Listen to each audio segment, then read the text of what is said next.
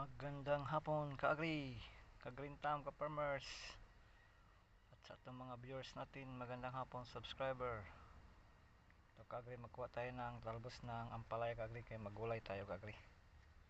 Talbos ng ampalaya, yung mga maliliit na talbos ka-agri ang kuha natin ka-agri. Ito ka-agri, sarap to gulayin ka-agri. Ano lang ka-agri, ano lang nimo sa tubig na may nagano na kaagri, bukal na kaagri. Madali lang kaagri para hindi siya mapait. Masarap to kaagri. Kuha tayo dito kaagri. Masarap to gulayin. At saka masarap to kaagri pag ilagay mo sa ano kaagri, munggo. Tan kayo ng munggo pag maluto na siya. Pag kunin nga pwede na kunin, ilagay mo yung ito kaagri.